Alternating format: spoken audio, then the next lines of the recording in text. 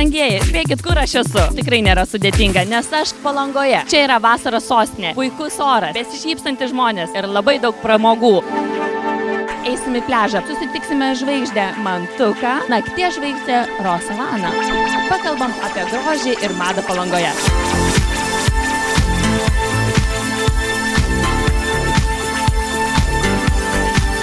Ar yra Palangoje tokių stilingų žmonių kaip jūs? Daug yra.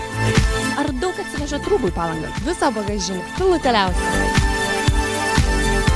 Palanga. Stilingų žmonių yra Palangoje? Daug labai. Merginų labai gražių daug.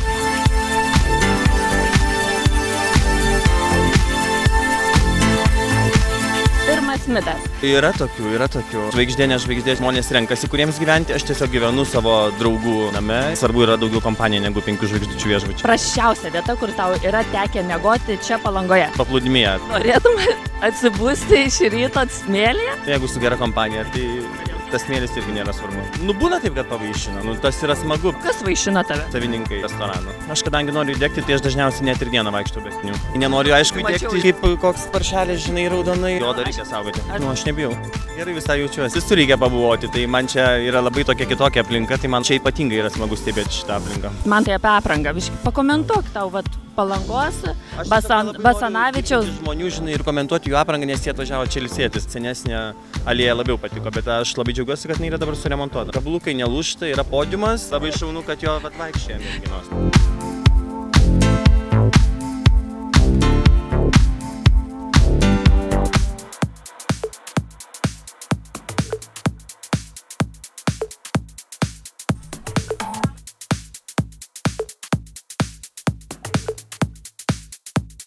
Aš labai noriu kokteilio, koks pats geriausias? Mojito be abejo, braškinis.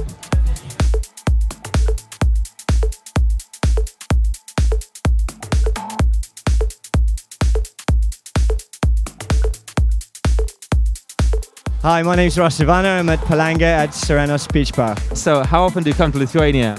Twice a year to play, a couple of other times whenever I get the chance. I love it here. I've never seen it like this before. Normally it's like minus 10 degrees and snowing, but yeah, this is a big difference for me. Yeah. This time, where did you come from? Where did you fly from?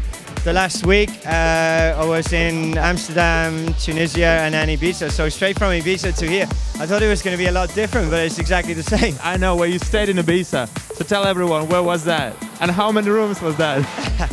Well, we stayed at Carl Cox's villa, which is in the middle of the island. It's like a big 12, 13 bedroom villa, and they have like 2 swimming pools, like massages and chefs and everything. You name it, they got it there. And all the DJs that play that week for Carl, they stay there. So Dubfire was there, and Umek and Nick Fanciulli, and it was amazing actually, really cool.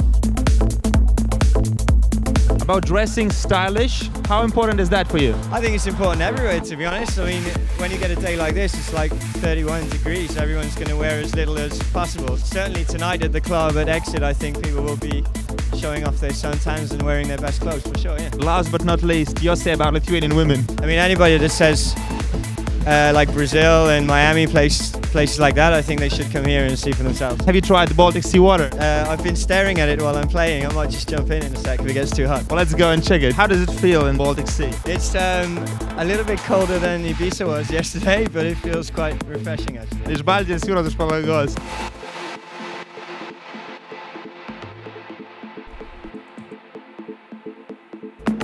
Čia net karščiau negu Basanavičiaus gatvėje. Tomor Rolas nuo saulės dar nesudegė. Kur jis? Guduži, aš čia. Always listening to you, baby. Nes čia, supranti, yra šiek tiek vėsiau. Aš vėsinuosi, negaliu, man šiek tiek yra karšta. Šiandien vos negavau saulės smūgio nuo visų gražių žmonių. Šiandien tiek papą pamačiau, kad man net jau silpna daros, aš noriu dar. Čia yra Sirenos, groja muzikytė. Nei vieno debesėlio. Pavydėkit draugai, atvažiuokit čia, linksminkite su mumis linksmai. Noriu paklausti šiandien kelių žmonių, kaip galima ir kaip reikia, o gal kaip ir nereikia rengtis. Tu labai gražiai atrodai, labai gražiai degus. Tu turi savo stiliuką, kurį galėtume vardinti kaip nors? Tai panelė Ogelė. Kas tau atrodo dabar, kad visi nešioja, bet tu niekada nenorėtum užsidėti tokio? Kroksai. Ką reikia užsidėti, kad suvilioti visus vyrus? Nerubos esmė. Kaip laikaisi? Super, iš viso atsigavę esam. Tu labai stiliovai, atrodo, labai stiliovas megztukas. Daug tokių turi? Šitas yra prestižinis. Kas yra madinga, taip? Graži krūtinė, va vaikinų iškirptė. Jinai turi būti apžėlus? Ne. Turi būti nudepiliuota? Taip. Geriau yra klitelės negu kilimas, ne? Tvarkinga tokia, ne per daug, ne per mažai. Šiandien vakare eksite, kaip tu rengsis? Švarkelis, maikutė, be jokių nesąmonių, džinsiukai klasikiniai. Ačiū tau. Vyrukas madingas, nupasakok, kaip jis atrodo, tavo nuožiūra.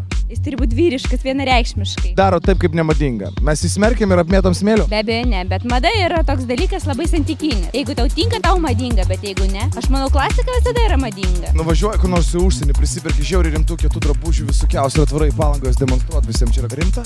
Ne. Kas yra stylas seksy? Žmogus iš vidaus turi būti seksė. Kai pamatai ir sakai, o čia tai seksė. Kažkas tai kalba, kas yra madinga, kas yra nemadinga. Svarbiausia yra patogu. Ta mada.